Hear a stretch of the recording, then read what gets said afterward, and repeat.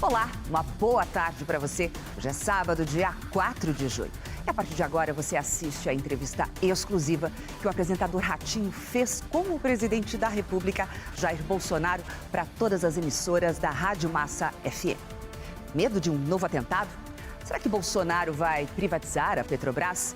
E a Amazônia está sendo cuidada? Os artistas estão contra o atual governo federal? E o casamento de Lula? Bolsonaro foi convidado? A entrevista exclusiva foi feita em Brasília e você acompanha agora.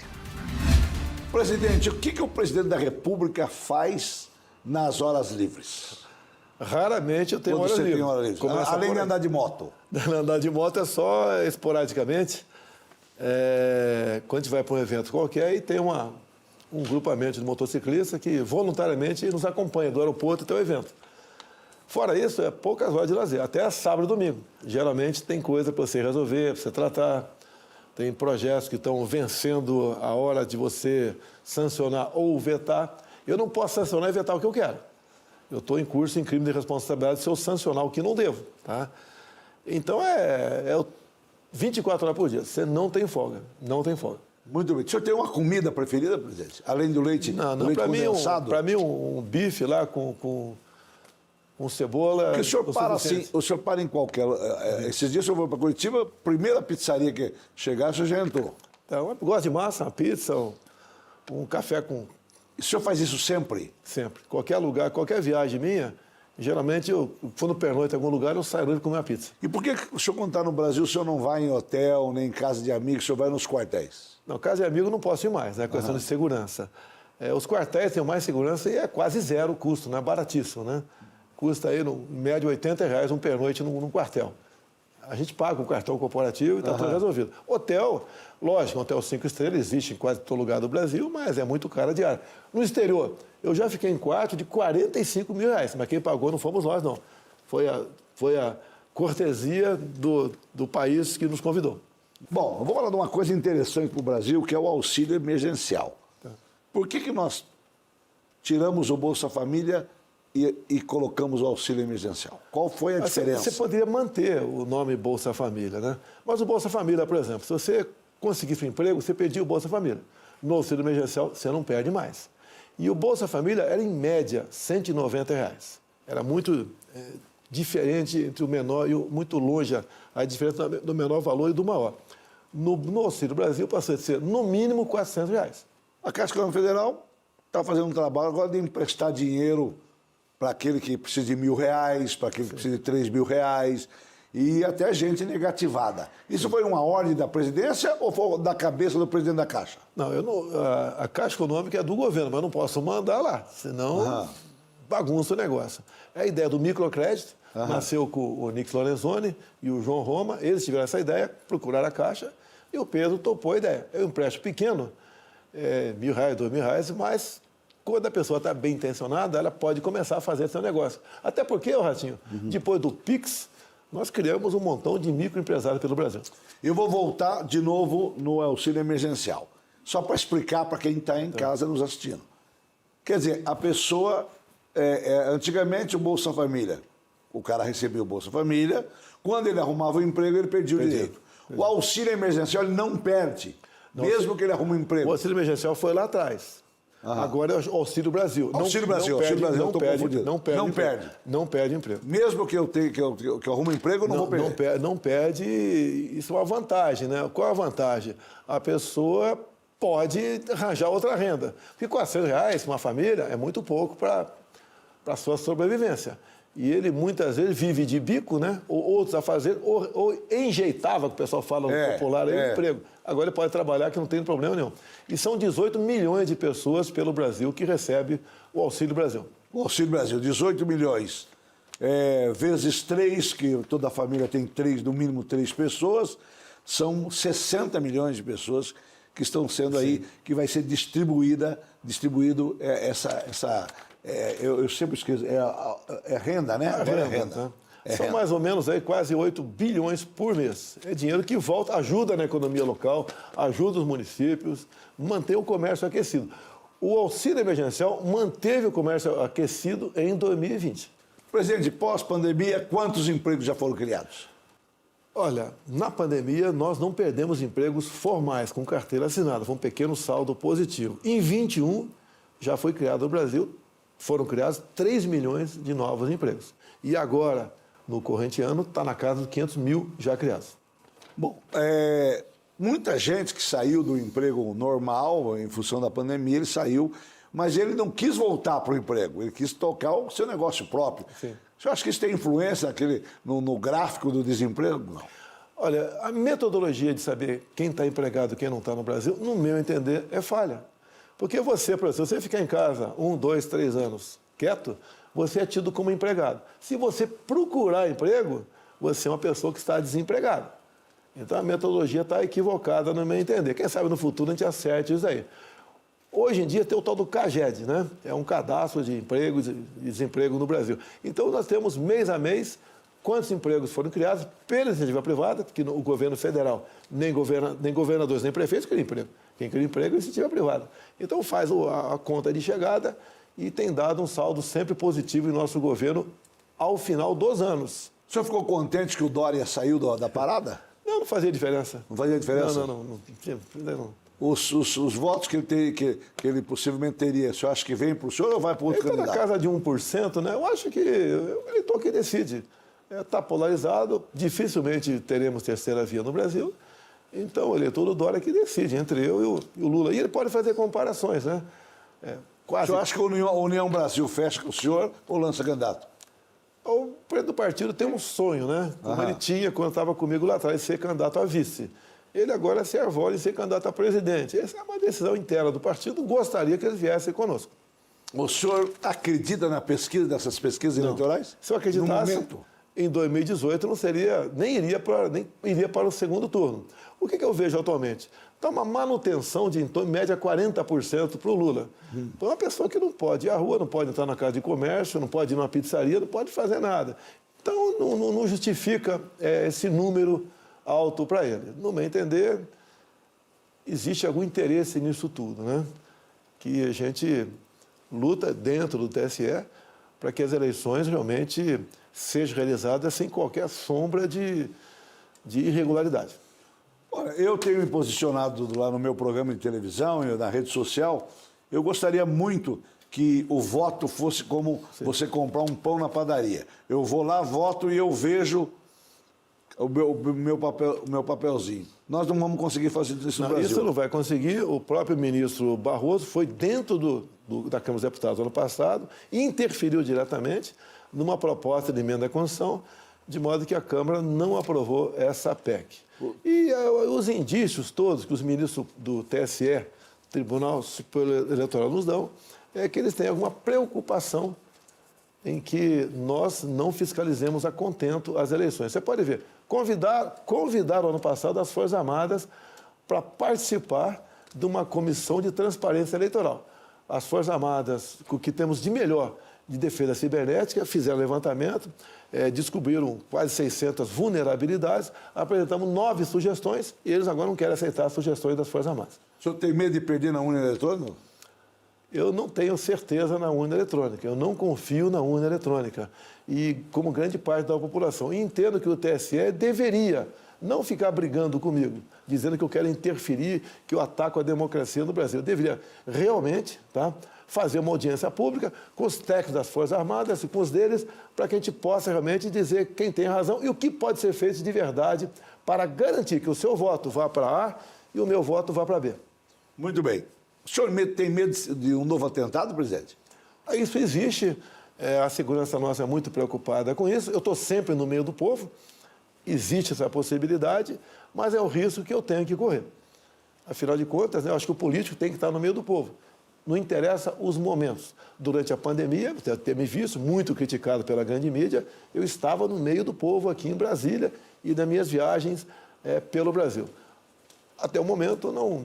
O que nós conseguimos levantar é ameaças pela internet, etc., de envenenamento, de facada, de tiro, etc. E, apesar de quem quer fazer não fala, né?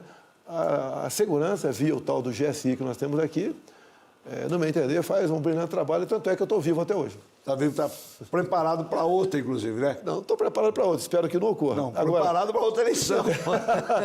Deixa bem claro que eu acredito que desvendar a motivação do atentado em mim em 2018 já poderia ter ocorrido, mas, infelizmente, parece que é uma rede de proteção em cima do Adélio. Além da reeleição, o senhor tem outro sonho, presidente?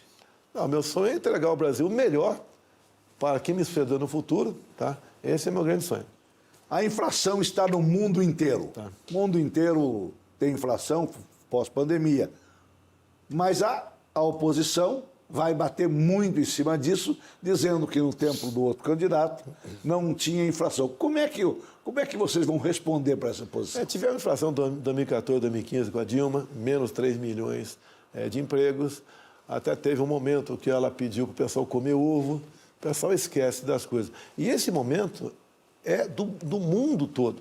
E no Brasil, eu digo, está menos grave que no mundo todo, porque aqui não há desabastecimento. Você pode ver, fui na Rússia negociar os fertilizantes com o presidente Putin. A semana passada chegaram 26 navios. Ou seja, sem fertilizantes, se agravaria muito a coisa no Brasil. Em especial, a nossa segurança alimentar. Isso é deixar bem claro. Há poucos dias esteve comigo aqui a presidente da OMC. E ela, quando chegou lá fora do Brasil, na Europa, falou que o mundo, sem os alimentos do Brasil, passa fome. Cada 5 pratos de comida espalhados pelo mundo, um é produzido aqui no Brasil, né? Sim. Agora, a pergunta que a gente fica se fazendo sempre. Toda vez que parece que quando a imprensa não tem uma notícia muito espantosa, eles vão lá para a Amazônia de novo. Nós estamos cuidando da Amazônia, presidente? Olha, a Amazônia não pega fogo. Isso não é fake news. A Amazônia é úmida. O que pega fogo no entorno da Amazônia, muitas vezes, é o próprio ribeirinho, o próprio indígena, que faz a sua cultura usando o fogo. Agora, tem queimada ilegal? Tem. Tem desmatamento ilegal? Tem. Mas a Amazônia é mais da metade do Brasil. É uma Europa ocidental. Não é fácil você tomar conta daquele mundo que está lá. Agora, a responsabilidade também é por parte dos governadores. Você vê, no Pará. No Pará, o sul do Pará está praticamente abandonado no tocante a isso. Fazemos a nossa parte, mas é quase impossível você tomar conta da Amazônia como nós gostaríamos que fosse feito. Agora, não é verdade essas notícias que correm o mundo todo, como se a Amazônia estivesse ardendo em chamas o tempo todo. Você vê Califórnia, pega fogo no estado todo, quase o ano todo, não se fala nada. Agora, você acha que existe algum complô aí contra o Brasil que ficam inventando essas notícias para que os nossos alimentos não sejam consumidos lá fora? Sim. É uma guerra comercial. Basicamente vem da França essa grande crítica, né? E eles não querem concorrer conosco nos seus commodities, os produtos que vêm do campo, entre outros países. E também há uma certa, quase uma doença, a questão ambiental na Europa. Quem falar, por exemplo, que o que eu estou falando aqui, o Brasil preserva 2/3 do seu território. Lá, o político não consegue sucesso. Ele tem que criticar e duvidar do que nós fazemos da Amazônia. E mais ainda, em alguns países querem que a soberania da Amazônia seja relativizada. Por que artistas, bastante artistas, estão contra o governo Bolsonaro? O senhor tem uma razão para isso? Olha, quando eu assumi, Ratinho, a Lei Rouanet, algumas personalidades do mundo artístico do Brasil podiam pegar até 10 milhões por ano da Lei Rouanet e não prestava conta de nada. Nós, quando assumimos, passei para 1 milhão, achei caro ainda. Daí chegou o Mário Frias, passou para 500 mil reais, além de critérios. Nós priorizamos o artista mais início de carreira, o sertanejo, o mais humilde. Isso daí, obviamente, os artistas conhecidos ficaram, né, e estão revoltados com o nosso governo.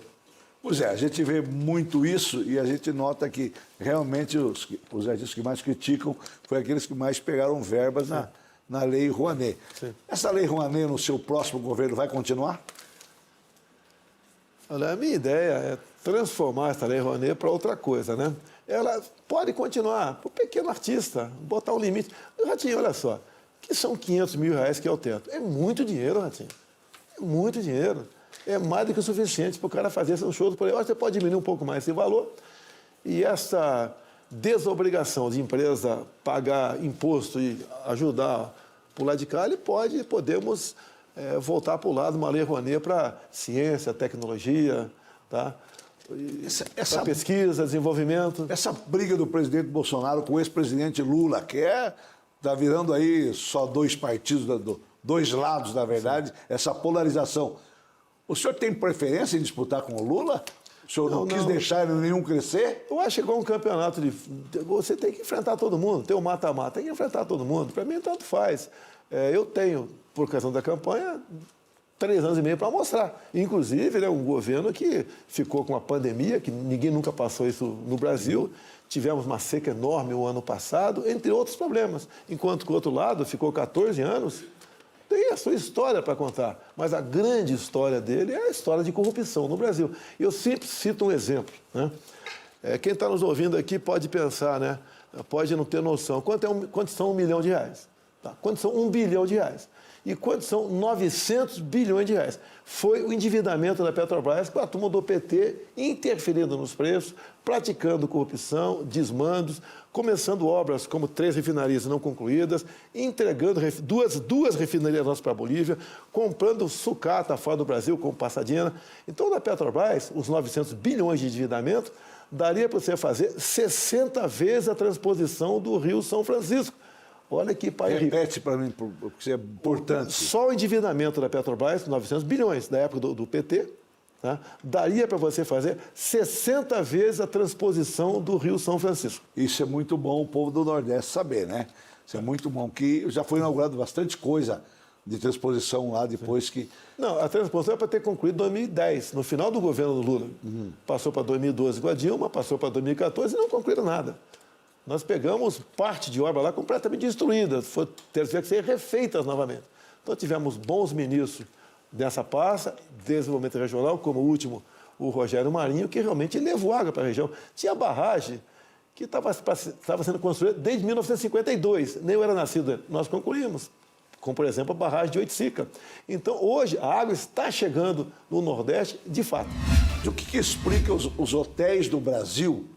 Os hotéis do Brasil, todos lotados. Qualquer lugar do Brasil que você vai hoje, você pede uma vaga no hotel, não tem nesses locais de turismo. Você vai, por exemplo, qualquer estado, não tem mais vaga. Não tem vaga. Olha, o que está acontecendo? Em grande parte aqui, é o próprio ministro do Turismo, o Gilson Machado, pernambucano, pelas condições que ele proporcionou para o turismo no Brasil. Eu lembro da briga dele na questão dos cruzeiros. Tá? Você tinha navio de cruzeiro, todo mundo vacinado e com surto de Covid. Então, o trabalho dele nessa área, para não desestimular, não afugentar o turista no Brasil, foi muito bem feito. E a Europa, hoje em dia, não é um local mais tão seguro assim e tão bom para se fazer turismo. O Brasil está se despontando para o mundo como o destino, de fato, de turismo. Se o senhor for presidente de novo, o senhor vai privatizar a Petrobras?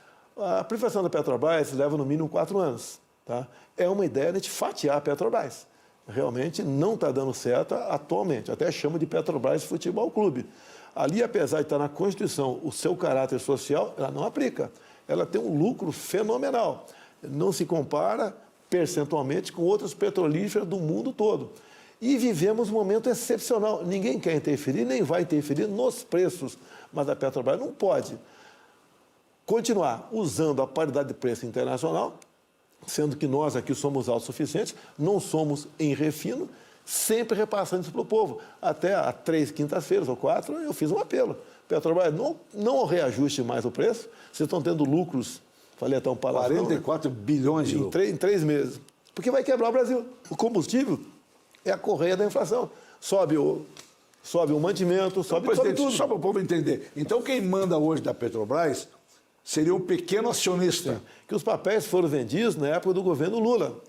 Tá? Desses 44 bilhões de lucro, em torno de 40% vai para os acionistas minoritários. E vai aproximadamente, para fora do Brasil, ou vão, né, 6 bilhões de reais por mês atualmente. E, em parte considerável, para fundo de pensão para fora do Brasil. Ou seja, esse pessoal não quer saber que o Brasil tem problema ou não tem, quer lucro. Quer lucro. Quer lucro e ponto final. Agora, o outro grande problema nosso, as 3 refinarias que começaram a ser feitas por Lula lá atrás, nenhuma foi concluída, viraram sucatas. Gastou-se... A do Maranhão foi concluída? Não. Gastou-se em torno de 100 bilhões de reais e a gente não destila um barril de petróleo sequer. Então, somos obrigados a comprar gasolina e diesel fora do Brasil, o que ajuda em muito a encarecer o preço disso aqui dentro.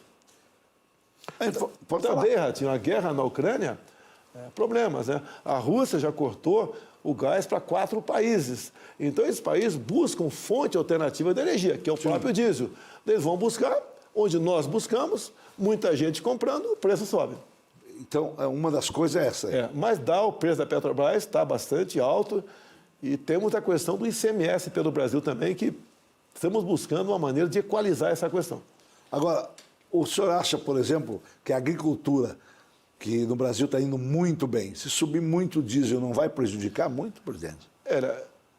Lógico que prejudica, né? Que você vai botar no porto ou na mesa das pessoas um produto mais caro.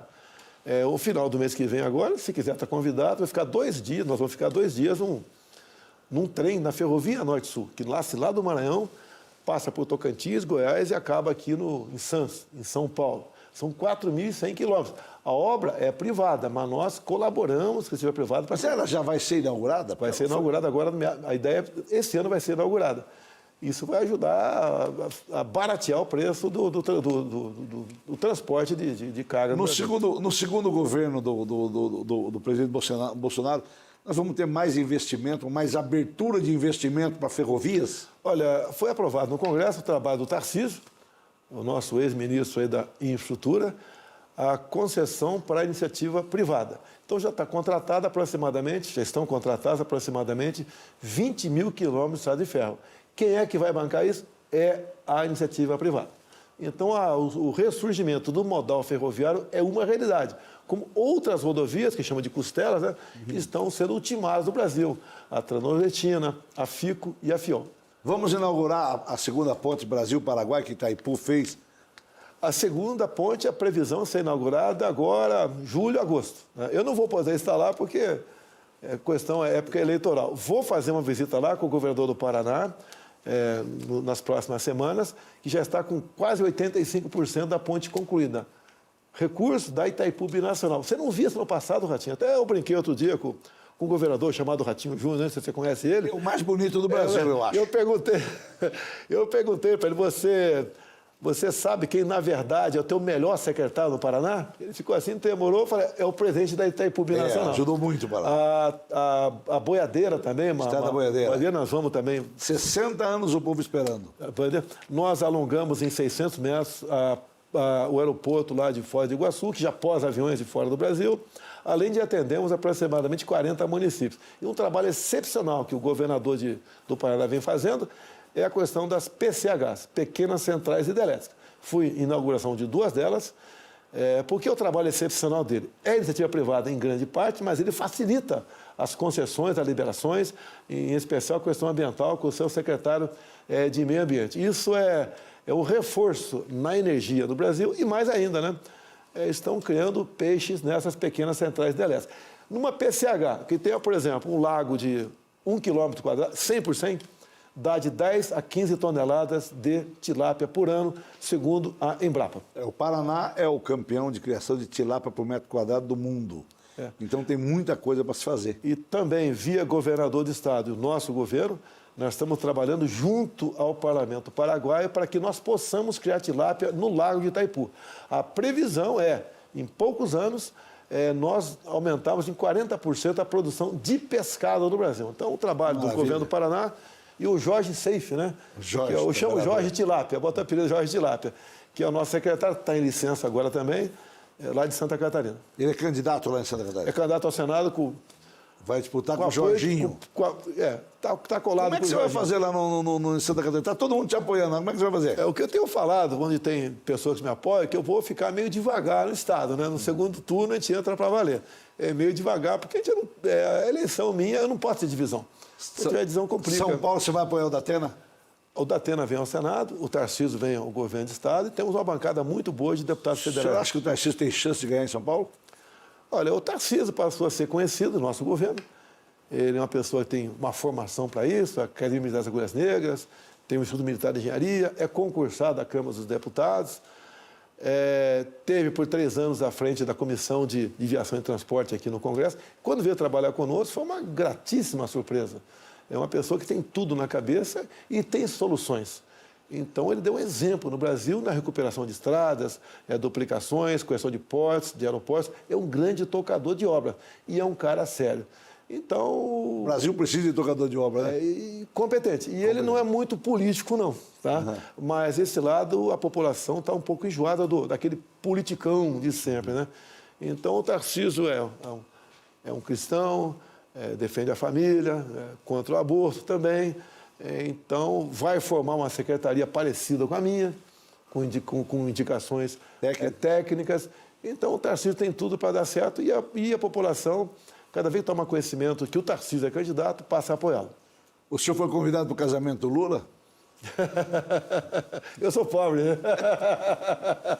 Bom, presidente, eu queria voltar só num assunto que eu acho interessante para o povo do Brasil. 2 assuntos, na verdade. Mas um eu acho que eu não vou nem falar, qual câmera está aqui, vou nem falar porque é um assunto que eu quero falar com o presidente da Caixa. Se eu conseguir localizá-lo, pensa num homem difícil de localizar. Mas que eu achei sensacional o que a Caixa está fazendo, que é esse pequeno empréstimo. Como eu fui vendedor de espetinho de gato, se naquela época eu tivesse alguém que me financiasse mais umas latas, eu tinha umas 40 latas. Né? Auxílio Brasil. Na região nordestina, onde tem uma parte que realmente o pessoal sofre bastante. O senhor acha que vai ser muito importante para eles? É importante, tá? Não é porque muita gente perdeu quase tudo por ocasião da pandemia. Aquilo eu chamo de V0, é uma velocidade inicial para o elemento ali começar a se arrumar. Eu sei que R$400 não é muita coisa, mas para quem está na lona, ajuda bastante, pelo menos ajuda na alimentação em casa. São quase 8 milhões no Nordeste de pessoas que estão ganhando o Auxílio Brasil, que é o novo Bolsa Família. A repercussão está sendo muito boa. Por exemplo, tem pessoas que ganham o dobro disso aí de acordo com a composição familiar. E a pessoa pode trabalhar, formal ou informalmente. Então é bem-vindo isso aí. É um dinheiro do povo que volta para o próprio povo. Como eu disse, Ratinho, tem município pequeno que eu paro muito de helicóptero, são parada inopinada. Vamos parar lá. Um município pequeno, pobre, não interessa o lugar do Brasil. E a gente vê, são pessoas sofridas. E a gente começa a perguntar, né, muita coisa. Como, por exemplo, eu estive lá em Missão Velha, no Ceará. Quantas pessoas ganham naquela época o Bolsa Família, tá? O auxílio emergencial? Tem agência da Caixa Econômica do Banco do Brasil? Não tem, então vamos botar uma aqui. Então a gente vê que as pessoas se sentem felizes e reconhecidas com essa ajuda que é pequena, mas é que o Brasil pode dar para elas. Bom, eu queria agradecer muito, presidente. Quer falar alguma coisa? Rapidamente. Pode falar. Você que está devendo no FIES aí, pode renegociar a isso que eu ia dívida. perguntar, estava esquecendo. Pode renegociar a dívida. Tem um aplicativo também, você vai lá no Banco Central e vê se algum parente teu que já faleceu tem uma conta inativada, para você poder pegar esse recurso para você. A carteira de motorista, não são 5, 10 anos, na verdade são 10 anos. Tá? Pix, do nosso governo. Sensacional, Pix. São mais de 100 milhões de pessoas que trabalham com o Pix. Olha a lei de liberdade econômica. Você pode abrir teu negócio agora, se em 30 dias a prefeitura não der alvará para você vai lá e bota tua carrocinha lá de cachorro-quente em praça pública. E a gente procura atender todo mundo. Olha as normas regulamentadoras, a facilidade para você empreender, a facilidade para você abrir um negócio e para fechar um negócio também. Carteira Digital Nacional. É muita coisa que foi feita, né? Que ajuda o povo por conta própria, a trabalhar. E o trabalho maior do governo é não atrapalhar quem quer empreender. O senhor acha que tem chances de se mexer em impostos no seu segundo governo? Não, já temos mexido, né? Infelizmente o Supremo deu uma nega. Nós cortamos em 25% o IPI no Brasil para automóveis, motocicletas, produtos da linha branca. Lamentavelmente o Supremo proibiu parte disso aí, de cobrar os impostos. Temos diminuído, sim, muita coisa pelo Brasil, em especial equipamentos médicos, entre outras. Veleiro, nós zeramos o imposto de importação de veleiro. Você pode perguntar, e o que tem a ver com o povo? Tem. Cada veleiro, de forma direta ou indireta, dá 2 empregos no Brasil. E não tinha aqui, tendo visto o preço altíssimo do imposto de importação, entre tantas e tantas outras coisas que estão fazendo. Agora, pela 4ª vez, vão deixando o imposto dos games também, praticamente zerando os impostos de games no Brasil, que virou um grande negócio. Você tem competição por aí, que você enche estádio com essa garotada aí. E estamos proporcionando a eles um material, né, mais barato, para ele poder fazer essa atividade. Com a eleição totalmente polarizada, o senhor acha que vai ter muita confusão, muita briga entre a população? Porque, veja bem, antigamente a esquerda fazia barulho e a direita ficava quieto, ia lá e votava. Mas aqui mudou. A direita acordou. A direita acordou. O cara agora fala, não, o cara enfrenta agora. Antigamente ele não falava, ele não respondia, só votava contra. As mídias sociais ajudaram bastante também. Tanto é que você vê o lado da esquerda está o tempo todo trabalhando junto ao TSE, com alguns ministros do Supremo, para calar as vozes da oposição. E mais do que abril, né? Hoje nós sabemos, temos a memória da internet também. Então você pode ver, o lado de lá, o que defende? O controle da mídia. Da mídia. Várias vezes vai controlar vocês, porque são da mídia. Pô. Controla a mídia social, a imprensa tradicional.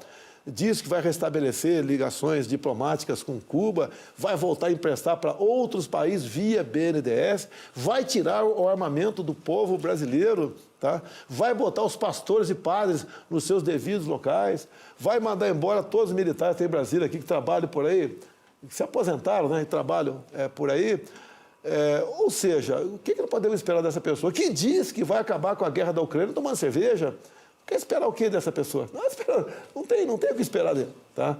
É uma pessoa que não vai entender. E outra, ele acha que esses 14 anos, onde tivemos o Brasil mergulhado em corrupção as mais variadas possível, o povo já esqueceu.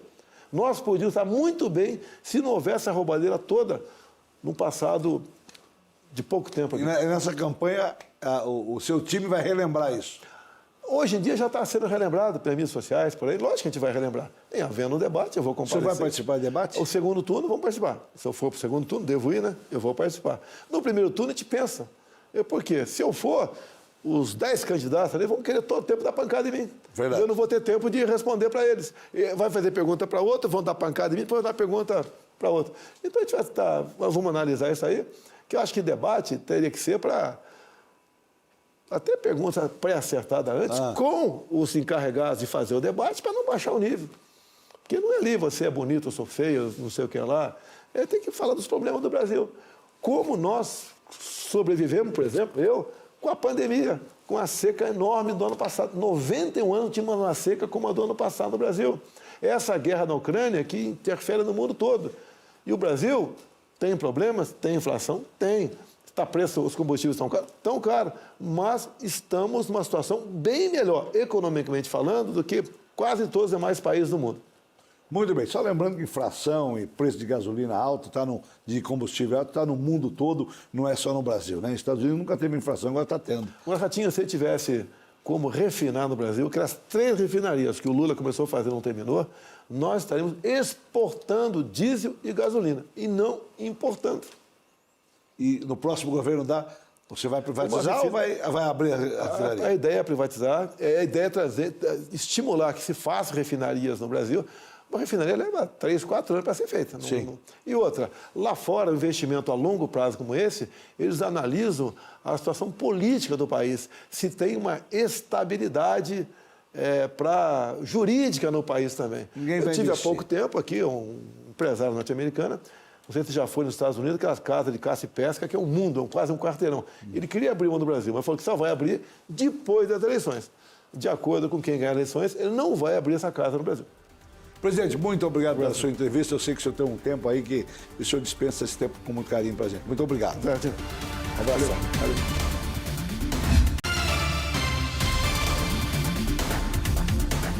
Olá, uma boa tarde para você. Hoje é sábado, dia 4 de junho. E a partir de agora você assiste a entrevista exclusiva que o apresentador Ratinho fez com o presidente da República, Jair Bolsonaro, para todas as emissoras da Rádio Massa FM. Medo de um novo atentado? Será que Bolsonaro vai privatizar a Petrobras? E a Amazônia está sendo cuidada? Os artistas estão contra o atual governo federal? E o casamento de Lula? Bolsonaro foi convidado? A entrevista exclusiva foi feita em Brasília e você acompanha agora. Presidente, o que o presidente da República faz nas horas livres? Raramente eu tenho Quando horas você livres. tem hora livre? Além de andar de moto? Andar de moto é só esporadicamente. Quando a gente vai para um evento qualquer e tem um grupamento de motociclistas que voluntariamente nos acompanha do aeroporto até o evento. Fora isso, é poucas horas de lazer, até sábado e domingo. Geralmente tem coisa para você resolver, para você tratar. Tem projetos que estão vencendo a hora de você sancionar ou vetar. Eu não posso sancionar e vetar o que eu quero. Eu estou em curso em crime de responsabilidade se eu sancionar o que não devo. Tá? Então, é 24 horas por dia. Você não tem folga. Não tem folga. Muito bem. O senhor tem uma comida preferida, presidente? Além do leite, Não, do leite condensado? Para mim, um bife lá com cebola... Porque o senhor para em qualquer...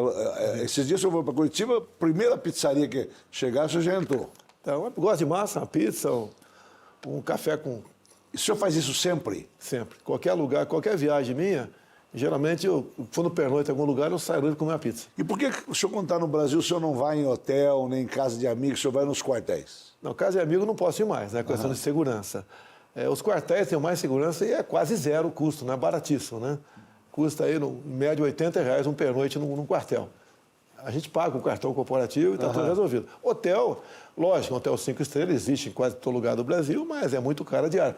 No exterior, eu já fiquei em quarto de R$45 mil, mas quem pagou não fomos nós, não. Foi a cortesia do país que nos convidou. Bom, eu vou falar de uma coisa interessante para o Brasil, que é o auxílio emergencial. Por que nós tiramos o Bolsa Família e colocamos o auxílio emergencial? Qual foi a diferença? Você poderia manter o nome Bolsa Família, né? Mas o Bolsa Família, por exemplo, se você conseguisse um emprego, você perdia o Bolsa Família. No auxílio emergencial, você não perde mais. E o Bolsa Família era, em média, R$190. Era muito diferente entre o menor e muito longe a diferença do menor valor e do maior. No Auxílio Brasil, passou a ser, no mínimo, R$400. A Caixa Econômica Federal está fazendo um trabalho agora de emprestar dinheiro para aquele que precisa de R$1.000, para aquele que precisa de R$3.000, e até gente negativada. Isso foi uma ordem da presidência ou foi da cabeça do presidente da Caixa? Não, a Caixa Econômica é do governo, mas não posso mandar lá, senão bagunça o negócio. É a ideia do microcrédito, nasceu com o Nix Lorenzoni e o João Roma, eles tiveram essa ideia, procuraram a Caixa, e o Pedro topou a ideia. É um empréstimo pequeno, R$1.000, R$2.000, mas quando a pessoa está bem intencionada, ela pode começar a fazer seu negócio. Até porque, Ratinho, depois do Pix, nós criamos um montão de microempresários pelo Brasil. Eu vou voltar de novo no auxílio emergencial, só para explicar para quem está em casa nos assistindo. Quer dizer, a pessoa, antigamente o Bolsa Família, o cara recebia o Bolsa Família, quando ele arrumava o emprego, ele perdia o direito. O auxílio emergencial ele não perde, mesmo que ele arrume um emprego. O auxílio emergencial foi lá atrás. Agora é o Auxílio Brasil. Auxílio Brasil, não perde emprego. Mesmo que eu arrume um emprego, eu não vou perder. Não perde, isso é uma vantagem, né? Qual é a vantagem? A pessoa pode arranjar outra renda. Porque R$400, uma família, é muito pouco para a sua sobrevivência. E ele, muitas vezes, vive de bico, né? Ou outros a fazer, ou enjeitava, que o pessoal fala no popular, aí, o emprego. Agora ele pode trabalhar, que não tem problema nenhum. E são 18 milhões de pessoas pelo Brasil que recebem o Auxílio Brasil. O Auxílio Brasil, 18 milhões. Vezes 3, que toda a família tem no mínimo 3 pessoas, são 60 milhões de pessoas que estão sendo aí, que vai ser distribuído eu sempre esqueço, renda, né? Agora é renda. São mais ou menos aí quase 8 bilhões por mês. É dinheiro que volta, ajuda na economia local, ajuda os municípios, mantém o comércio aquecido. O auxílio emergencial manteve o comércio aquecido em 2020. Presidente, pós-pandemia, quantos empregos já foram criados? Olha, na pandemia nós não perdemos empregos formais com carteira assinada, foi um pequeno saldo positivo. Em 21 já foi criado no Brasil, foram criados 3 milhões de novos empregos. E agora, no corrente ano, está na casa de 500 mil já criados. Bom, muita gente que saiu do emprego normal, em função da pandemia, ele saiu, mas ele não quis voltar para o emprego, ele quis tocar o seu negócio próprio. Sim. Você acha que isso tem influência no gráfico do desemprego? Não. Olha, a metodologia de saber quem está empregado e quem não está no Brasil, no meu entender, é falha. Porque você, por exemplo, se você ficar em casa 1, 2, 3 anos quieto, você é tido como empregado. Se você procurar emprego, você é uma pessoa que está desempregada. Então a metodologia está equivocada no meu entender. Quem sabe no futuro a gente acerte isso aí. Hoje em dia tem o tal do CAGED, né? É um cadastro de emprego e desemprego no Brasil. Então, nós temos, mês a mês, quantos empregos foram criados pela iniciativa privada, porque o governo federal, nem governadores, nem prefeitos criam emprego. Quem cria emprego é a iniciativa privada. Então, faz a conta de chegada e tem dado um saldo sempre positivo em nosso governo ao final dos anos. O senhor ficou contente que o Dória saiu da parada? Não fazia diferença. Não fazia diferença? Não. Os votos que ele possivelmente teria, o senhor acha que vem para o senhor ou vai para outro candidato? Está na casa de 1%, né? Eu acho que o eleitor que decide. Está polarizado, dificilmente teremos terceira via no Brasil. Então, o eleitor do Dória que decide, entre eu e o Lula. E ele pode fazer comparações, né? O senhor acha que a União Brasil fecha com o senhor ou lança candidato? O presidente do partido tem um sonho, né? Como ele tinha quando estava comigo lá atrás, de ser candidato a vice. Ele agora se arvola em ser candidato a presidente. Essa é uma decisão interna do partido. Gostaria que ele viesse conosco. O senhor acredita na pesquisa, dessas pesquisas eleitorais? Se eu acreditasse, em 2018 nem iria para o segundo turno. O que eu vejo atualmente? Está uma manutenção de, em média, 40% para o Lula. Então, é uma pessoa que não pode ir à rua, não pode entrar na casa de comércio, não pode ir numa pizzaria, não pode fazer nada. Então, não justifica esse número alto para ele. No meu entender, existe algum interesse nisso tudo, né? Que a gente luta dentro do TSE para que as eleições realmente sejam realizadas sem qualquer sombra de irregularidade. Olha, eu tenho me posicionado lá no meu programa de televisão e na rede social. Eu gostaria muito que o voto fosse como você comprar um pão na padaria. Eu vou lá, voto e eu vejo o meu papelzinho. Nós não vamos conseguir fazer isso no Brasil. Isso não vai conseguir. O próprio ministro Barroso foi dentro da Câmara dos Deputados ano passado e interferiu diretamente numa proposta de emenda à Constituição, de modo que a Câmara não aprovou essa PEC. E os indícios todos que os ministros do TSE, Tribunal Superior Eleitoral, nos dão, é que eles têm alguma preocupação em que nós não fiscalizemos a contento as eleições. Você pode ver, convidaram ano passado as Forças Armadas para participar de uma comissão de transparência eleitoral. As Forças Armadas, o que temos de melhor de defesa cibernética, fizeram levantamento, descobriram quase 600 vulnerabilidades, apresentamos 9 sugestões e eles agora não querem aceitar as sugestões das Forças Armadas. O senhor tem medo de perder na urna eletrônica? Eu não tenho certeza na urna eletrônica, eu não confio na urna eletrônica. E como grande parte da população, e entendo que o TSE deveria não ficar brigando comigo, dizendo que eu quero interferir, que eu ataco a democracia no Brasil. Eu deveria realmente fazer uma audiência pública com os técnicos das Forças Armadas e com os deles, para que a gente possa realmente dizer quem tem razão e o que pode ser feito de verdade para garantir que o seu voto vá para A e o meu voto vá para B. Muito bem. O senhor tem medo de um novo atentado, presidente? Isso existe.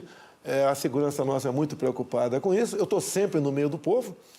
Existe essa possibilidade, mas é o risco que eu tenho que correr. Afinal de contas, eu acho que o político tem que estar no meio do povo. Não interessa os momentos. Durante a pandemia, você ter me visto, muito criticado pela grande mídia, eu estava no meio do povo aqui em Brasília e nas minhas viagens pelo Brasil. Até o momento, não. O que nós conseguimos levantar é ameaças pela internet, etc., de envenenamento, de facada, de tiro, etc. E, apesar de quem quer fazer não fala, né? A segurança, via o tal do GSI que nós temos aqui, no meu entender, faz um brilhante trabalho, tanto é que eu estou vivo até hoje. Está vivo, está preparado para outra, inclusive, né? Não, estou preparado para outra, espero que não ocorra. Não, agora, preparado para outra eleição.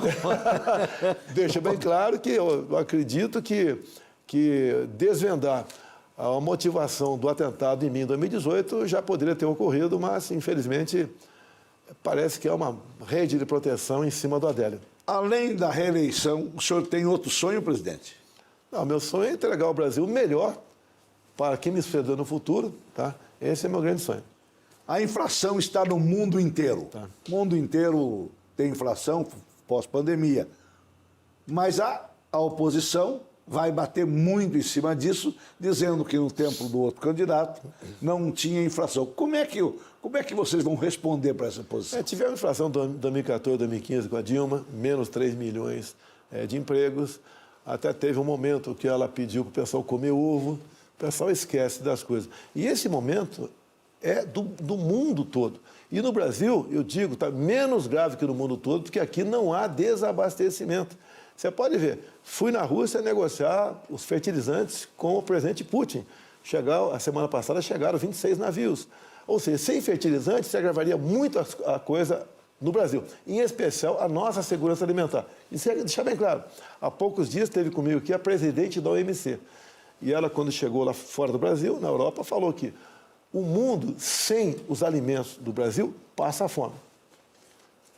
Cada 5 pratos de comida espalhados pelo mundo, um é produzido aqui no Brasil, né? Sim. Agora, a pergunta que a gente fica se fazendo sempre.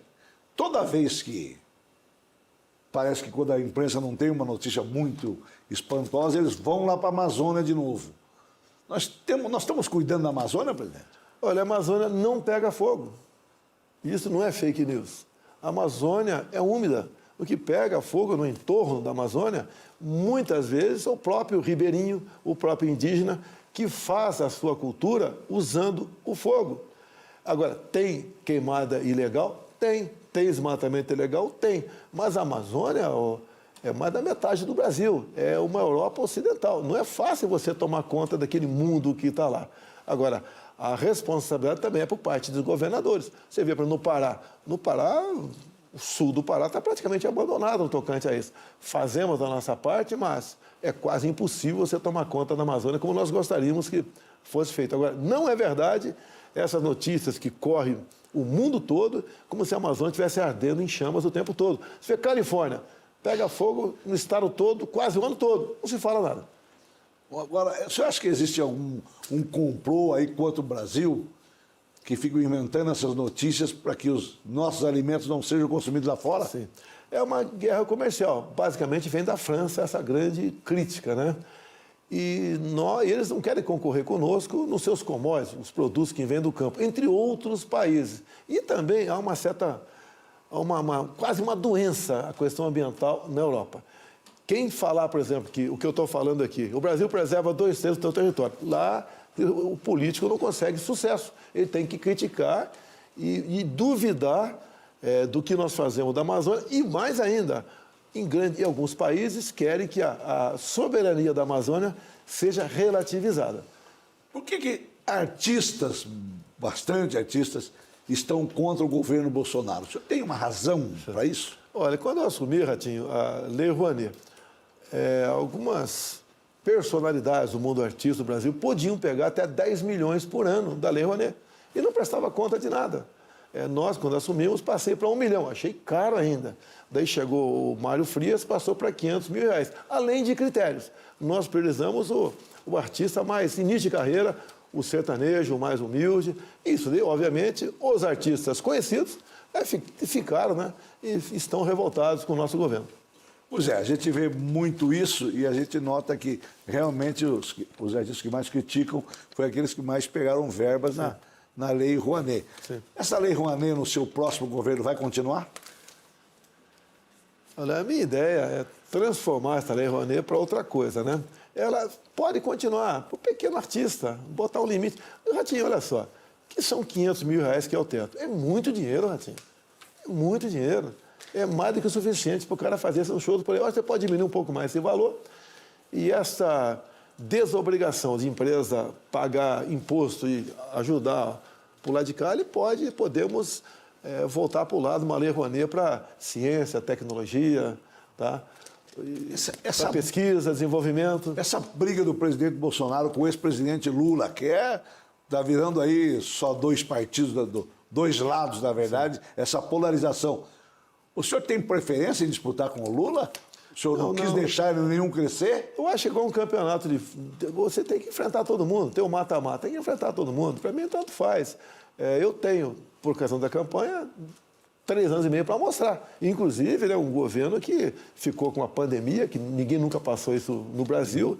Tivemos uma seca enorme o ano passado, entre outros problemas. Enquanto que o outro lado ficou 14 anos, tem a sua história para contar. Mas a grande história dele é a história de corrupção no Brasil. Eu sempre cito um exemplo, né?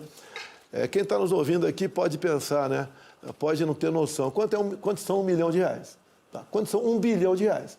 E quanto são 900 bilhões de reais? Foi o endividamento da Petrobras com a turma do PT interferindo nos preços, praticando corrupção, desmandos, começando obras como 3 refinarias não concluídas, entregando duas refinarias nossas para a Bolívia, comprando sucata fora do Brasil, como Passadina.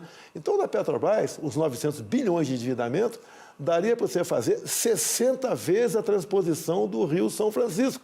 Olha que país rico. Repete para mim, porque é importante. Só o endividamento da Petrobras, 900 bilhões, da época do PT, tá? Daria para você fazer 60 vezes a transposição do Rio São Francisco. Isso é muito bom o povo do Nordeste saber, né? Isso é muito bom, que já foi inaugurado bastante coisa de transposição lá depois que... Não, a transposição é para ter concluído em 2010, no final do governo do Lula. Passou para 2012 com a Dilma, passou para 2014 e não concluíram nada. Nós pegamos parte de obra lá completamente destruída, teve que ser refeitas novamente. Então tivemos bons ministros dessa pasta, desenvolvimento regional, como o último, o Rogério Marinho, que realmente levou água para a região. Tinha barragem que estava sendo construída desde 1952, nem eu era nascido, nós concluímos, como por exemplo a barragem de Oiticica. Então hoje a água está chegando no Nordeste de fato. O que explica os hotéis do Brasil? Os hotéis do Brasil, todos lotados. Qualquer lugar do Brasil que você vai hoje, você pega uma vaga no hotel, não tem nesses locais de turismo. Você vai, por exemplo, qualquer estado, não tem mais vaga. Não tem vaga. Olha, o que está acontecendo? Em grande parte aqui, é o próprio ministro do Turismo, o Gilson Machado, pernambucano, pelas condições que ele proporcionou para o turismo no Brasil. Eu lembro da briga dele na questão dos cruzeiros. Tá? Você tinha navio de cruzeiro, todo mundo vacinado e com surto de Covid. Então, o trabalho dele nessa área, para não desestimular, não afugentar o turista no Brasil, foi muito bem feito. E a Europa, hoje em dia, não é o local mais tão seguro assim e tão bom para se fazer turismo. O Brasil está se despontando para o mundo como o destino, de fato, de turismo.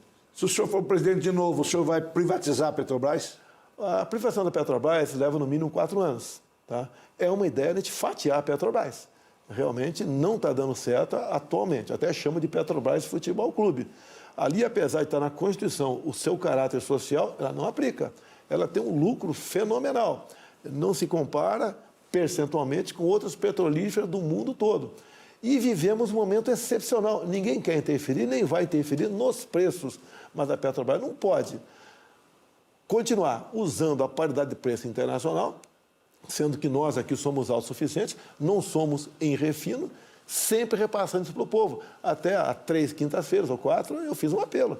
Petrobras, não reajuste mais o preço, vocês estão tendo lucros, falei até um palavrão, 44 bilhões de lucros. Em 3 meses. Porque vai quebrar o Brasil. O combustível é a correia da inflação. Sobe o mantimento, sobe tudo. Só para o povo entender. Então, quem manda hoje da Petrobras seria um pequeno acionista. Sim. Que os papéis foram vendidos na época do governo Lula. Tá? Desses 44 bilhões de lucro, em torno de 40% vai para os acionistas minoritários. E vai aproximadamente para fora do Brasil, ou vão, né, 6 bilhões de reais por mês atualmente. E em parte considerável para fundo de pensão para fora do Brasil. Ou seja, esse pessoal não quer saber que o Brasil tem problema ou não tem, quer lucro. Quer lucro e ponto final. Agora, o outro grande problema nosso, as 3 refinarias começaram a ser feitas por Lula lá atrás, nenhuma foi concluída, viraram sucatas. Gastou-se A do Maranhão foi concluída? Não, gastou-se em torno de 100 bilhões de reais e a gente não destila um barril de petróleo sequer. Então, somos obrigados a comprar gasolina e diesel fora do Brasil, o que ajuda em muito a encarecer o preço disso aqui dentro. Também, Ratinho, a guerra na Ucrânia, problemas, né? A Rússia já cortou o gás para 4 países. Então, esses países buscam fonte alternativa de energia, que é o próprio diesel. Eles vão buscar, onde nós buscamos, muita gente comprando, o preço sobe. Então, uma das coisas é essa. Mas o preço da Petrobras está bastante alto e temos a questão do ICMS pelo Brasil também, que estamos buscando uma maneira de equalizar essa questão. Agora, o senhor acha, por exemplo, que a agricultura, que no Brasil está indo muito bem, se subir muito o diesel, não vai prejudicar muito, presidente? Lógico que prejudica, né? Que você vai botar no porto ou na mesa das pessoas um produto mais caro. O final do mês que vem agora, se quiser estar convidado, vai ficar 2 dias, nós vamos ficar 2 dias num trem na Ferrovia Norte-Sul, que nasce lá do Maranhão, passa por Tocantins, Goiás e acaba aqui em Santos, em São Paulo. São 4.100 quilômetros. A obra é privada, mas nós colaboramos com a iniciativa privada. Mas ela já vai ser inaugurada? Vai ser inaugurada agora, a ideia é esse ano vai ser inaugurada.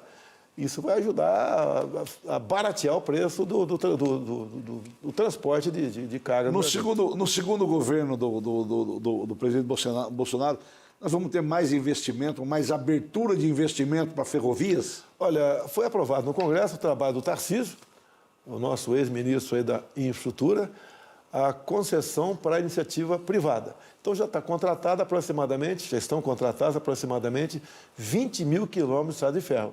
Quem é que vai bancar isso? É a iniciativa privada. Então, o ressurgimento do modal ferroviário é uma realidade. Como outras rodovias, que chama de costelas, né, estão sendo ultimadas no Brasil. A Transnordestina, a FICO e a FIOL. Vamos inaugurar a segunda ponte Brasil-Paraguai, que Itaipu fez. A segunda ponte, a previsão é ser inaugurada agora, julho, agosto. Né? Eu não vou poder estar lá porque é época eleitoral. Vou fazer uma visita lá com o governador do Paraná, nas próximas semanas, que já está com quase 85% da ponte concluída. Recurso da Itaipu Binacional. Você não via isso no passado, Ratinho? Até eu brinquei outro dia com um governador chamado Ratinho Júnior, não sei se você conhece ele. É o mais bonito do Brasil, eu acho. Eu perguntei para ele, você sabe quem, na verdade, é o teu melhor secretário no Paraná? Ele ficou assim, demorou, falei, é o presidente da Itaipu Binacional. Ajudou muito o Paraná. A boiadeira também. Estrada Boiadeira. Nós vamos também. 60 anos o povo esperando.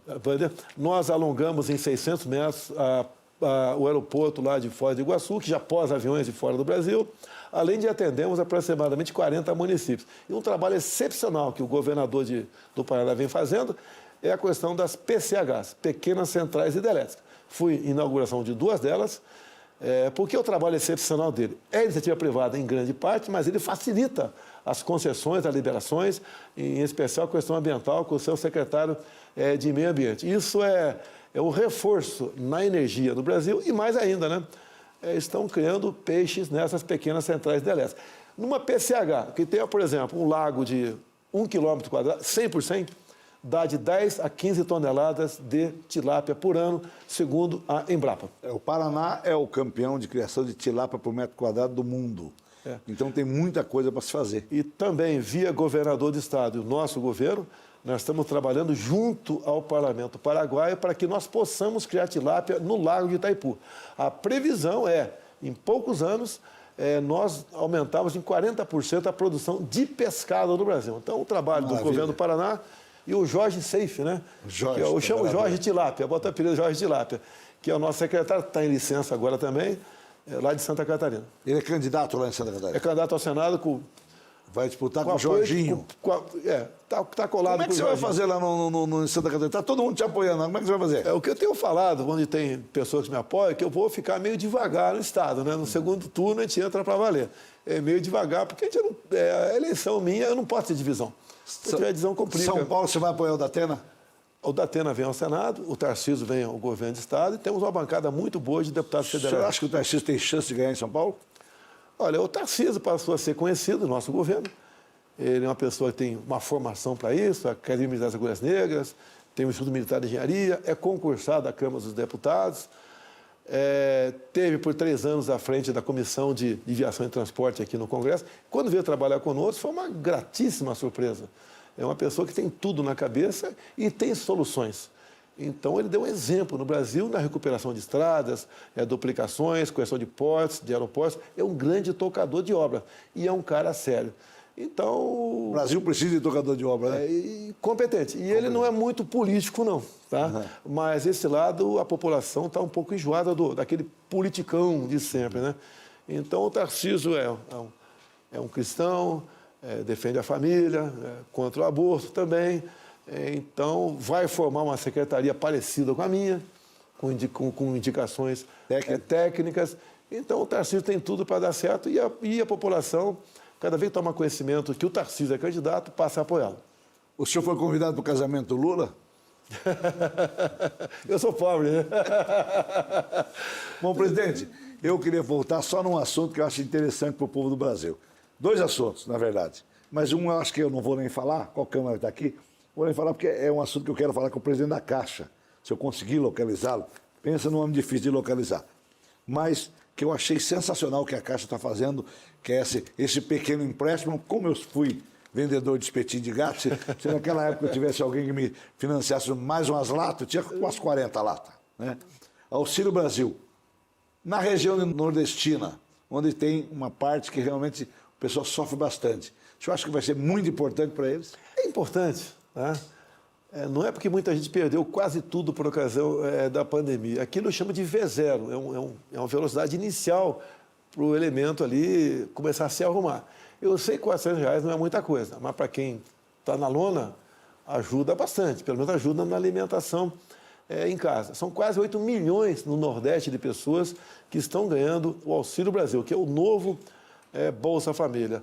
A repercussão está sendo muito boa. Por exemplo, tem pessoas que ganham o dobro disso aí de acordo com a composição familiar. E a pessoa pode trabalhar, formal ou informalmente. Então é bem-vindo isso aí. É um dinheiro do povo que volta para o próprio povo. Como eu disse, Ratinho, tem município pequeno que eu paro muito de helicóptero, chamo parada inopinada. Vamos parar lá. Um município pequeno, pobre, não interessa o lugar do Brasil. E a gente vê, são pessoas sofridas. E a gente começa a perguntar, né, muita coisa. Como, por exemplo, eu estive lá em Missão Velha, no Ceará. Quantas pessoas ganham naquela época o Bolsa Família, tá? O auxílio emergencial? Tem agência da Caixa Econômica do Banco do Brasil? Não tem, então vamos botar uma aqui. Então a gente vê que as pessoas se sentem felizes e reconhecidas com essa ajuda que é pequena, mas é que o Brasil pode dar para elas. Bom, eu queria agradecer muito, presidente. Quer falar alguma coisa? Rapidamente. Pode falar o que você que está devendo no FIES aí, pode renegociar a isso que eu ia dívida. perguntar, estava esquecendo. Pode renegociar a sua dívida. Tem um aplicativo também, você vai lá no Banco Central e vê se algum parente teu que já faleceu tem uma conta inativada, para você poder pegar esse recurso para você. A carteira de motorista, não são 5, 10 anos, validade são 10 anos. Tá? Pix, do nosso governo. Sensacional, Pix. São mais de 100 milhões de pessoas que trabalham com o Pix. Olha a lei de liberdade econômica. Você pode abrir seu negócio agora, se em 30 dias a prefeitura não der alvará para você, você vai lá e bota tua carrocinha lá de cachorro-quente em praça pública.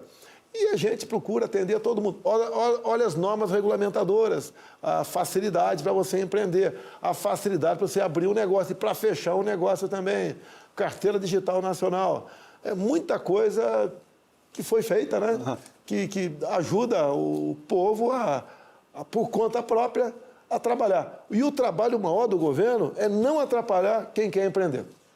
O senhor acha que tem chance de se mexer em impostos no seu segundo governo? Não, já temos mexido, né? Infelizmente o Supremo deu uma nega. Nós cortamos de 25% o IPI no Brasil para automóveis, motocicletas, produtos da linha branca. Lamentavelmente o Supremo proibiu parte disso aí, de cobrar os impostos. Temos diminuído, sim, muita coisa para o Brasil, em especial equipamentos médicos, entre outras. Veleiro, nós zeramos o imposto de importação de veleiro. Você pode perguntar, o que tem a ver com o povo? Tem. Cada veleiro, de forma direta ou indireta, dá 2 empregos no Brasil. E não tinha aqui, tendo visto o preço altíssimo do imposto de importação, entre tantas e tantas outras coisas que estão fazendo. Agora, pela 4ª vez, vão deixando o imposto dos games também, praticamente zerando os impostos de games no Brasil, que virou um grande negócio. Você tem competição por aí, que você enche estádio com essa garotada aí. E estamos proporcionando a eles um material, né, mais barato para eles poderem fazer essa atividade. Com a eleição totalmente polarizada, o senhor acha que vai ter muita confusão, muita briga entre a população? Porque, veja bem, antigamente a esquerda fazia barulho e a direita ficava quieto, ia lá e votava. Mas aqui mudou. A direita acordou. A direita acordou. O cara agora fala, não, o cara enfrenta agora. Antigamente ele não falava, ele não respondia, só votava contra. As mídias sociais ajudaram bastante também. Tanto é que você vê o lado da esquerda está o tempo todo trabalhando junto ao TSE, com alguns ministros do Supremo, para calar as vozes da oposição.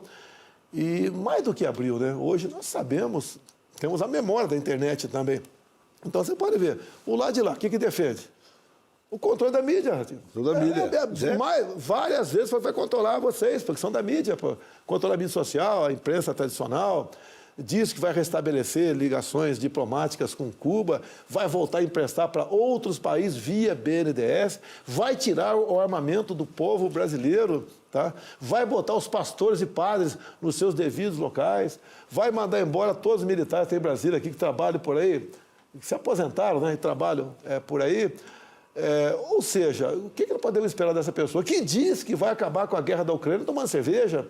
Quer esperar o que dessa pessoa? Não tem o que esperar dele. Tá? É uma pessoa que não vai entender. E outra, ele acha que esses 14 anos, onde tivemos o Brasil mergulhado em corrupção as mais variadas possível, o povo já esqueceu. Nós podíamos estar muito bem se não houvesse a roubadeira toda no passado de pouco tempo. E nessa campanha, o seu time vai relembrar isso? Hoje em dia já está sendo relembrado pelas mídias sociais, por aí. Lógico que a gente vai relembrar. Em havendo um debate, eu vou comparecer. Você vai participar do debate? O segundo turno, vamos participar. Se eu for para o segundo turno, devo ir, né? Eu vou participar. No primeiro turno, a gente pensa. Por quê? Se eu for, os 10 candidatos ali vão querer todo o tempo dar pancada em mim. Verdade. Eu não vou ter tempo de responder para eles. Vai fazer pergunta para outro, vão dar pancada em mim, depois dar pergunta para outro. Então, a gente vai estar... Vamos analisar isso aí, que eu acho que debate teria que ser para... Até pergunta pré-acertada antes, com os encarregados de fazer o debate, para não baixar o nível. Porque não é ali, você é bonito, eu sou feio, não sei o que lá. Tem que falar dos problemas do Brasil.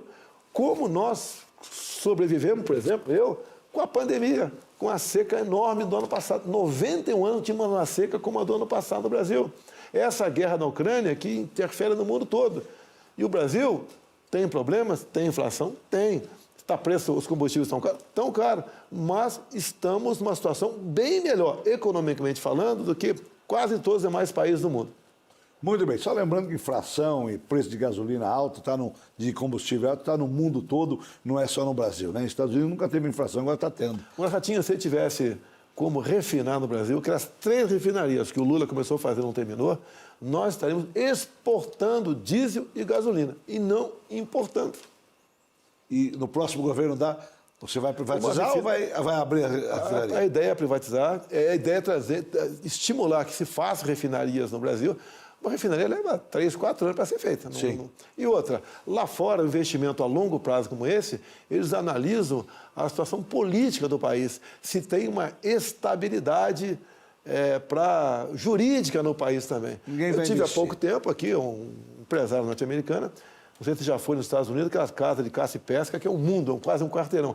Ele queria abrir uma no Brasil, mas falou que só vai abrir depois das eleições.